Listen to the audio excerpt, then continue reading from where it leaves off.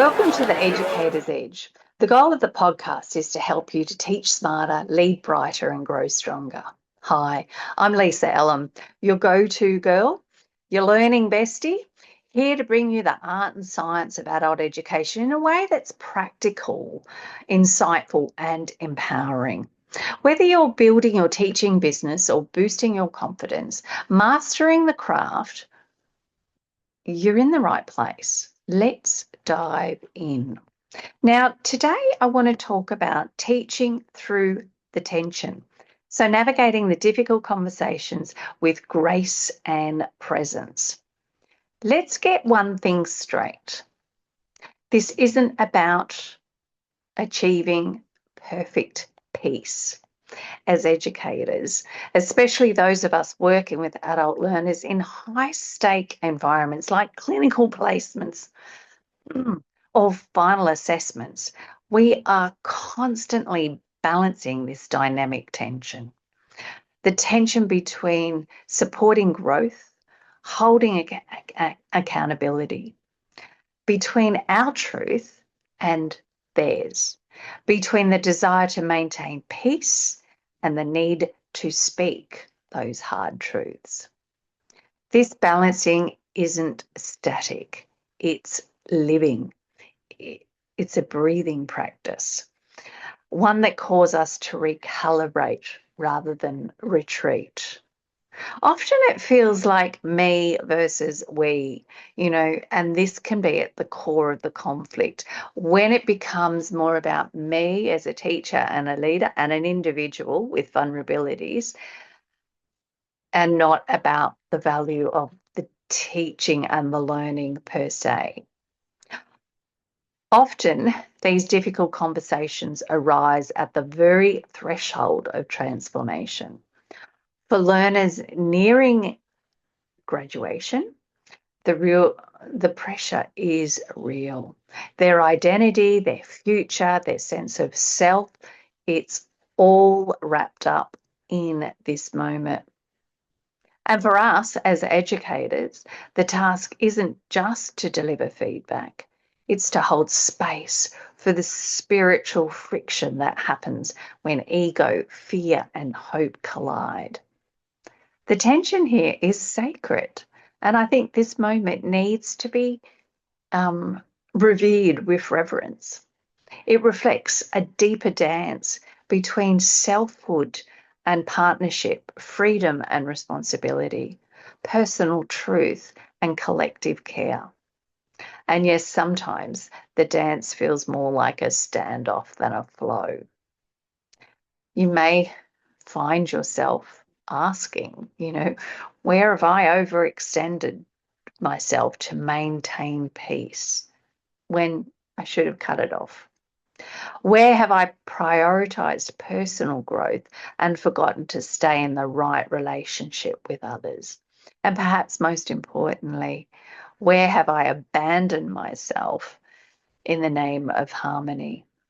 Because this isn't just about relationship with your learners. It's about the relationship with you, your boundaries, your truth, your needs, and your wounds. Sometimes these conversations that we have become mirrors into our own self. These moments when emotions run high, when feedback stings like emotional pressure cookers. The old stories we have of ourselves of inadequacy or rejection can rise to the surface, not to harm us, but to offer transformation in our teaching. The difficult conversation becomes a teacher in itself, asking what's underneath our frustration. What truth am I avoiding? What is my role in rebalancing this space? Healing in these moments isn't linear, and clarity doesn't arrive like a lightning bolt. It's not like in the movies. It comes softly, often after the conversation has ended, and in the silence that follows, in the reflection, in the pause in between what is said and what was heard. That pause, it's sacred. It's where integration happens. And sometimes the educator is not witness to these transformations. It's about laying new foundations. Often after the hard conversation, after the tears or the tension or the silence, what then? That's when we begin to lay the first stones of something new, something clearer, something steadier, not because we fix it, but because we showed up. We walked with the adult learner. We showed up honestly and held the space. These moments don't just ask for action, they ask for grace. They remind us that balance isn't a place, it's a devotion to returning, to open the invitation to come back.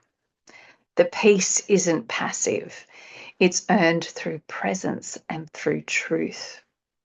And healing isn't about perfection, it's about integration.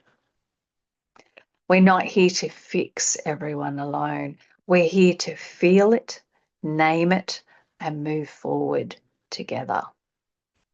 Now, for me, I like to practice rituals. I am not very good with confrontation and I tend to avoid it. Well, I used to. But now I'm finding that when I'm preparing to have these conversations, I can ground myself or I can escape. So I'd encourage you to choose rituals for grounding, not escaping.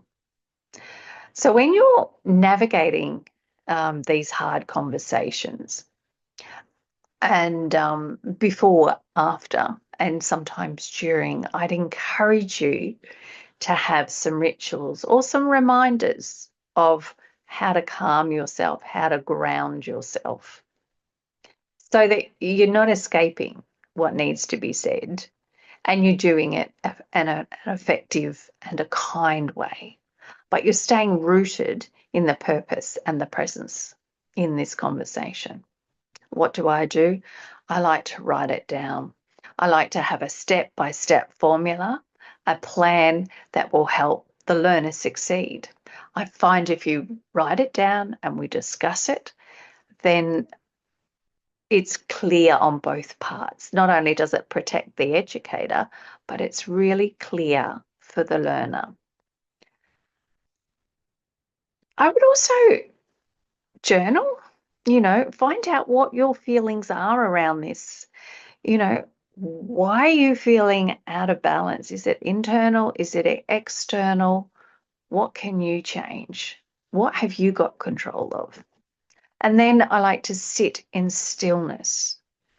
Let my nervous system calm down. Let it settle before deciding the next step. I would give this guidance to the learner as well. Give them permission to sit quietly and contemplate what has gone on. Breathing is a big one for me. I find that breathing really anchors me in the moment. I like the 4 breathing where you breathe in for 4, hold it for 4, breathe out for 4, hold it for 4, and then breathe in again. And I find giving myself the gift of time and breath is very grounding. I think an honest reflection is truly, truly warranted. What does peace feel like in my body, not just in my mind? What truth have I been avoiding in the name of harmony? And where is my power asking me to reclaim it? Where is my power asking to be reclaimed? Think about it. What have I learned? And this is your reminder. Clarity and healing don't crash in.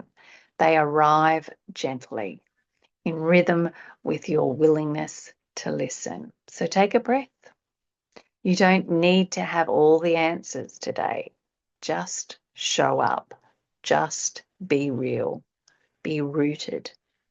Remember that as workplace educators or adult learning teachers, we're walking with people as they on their journey of change. We are supporting them as they move through this transformation.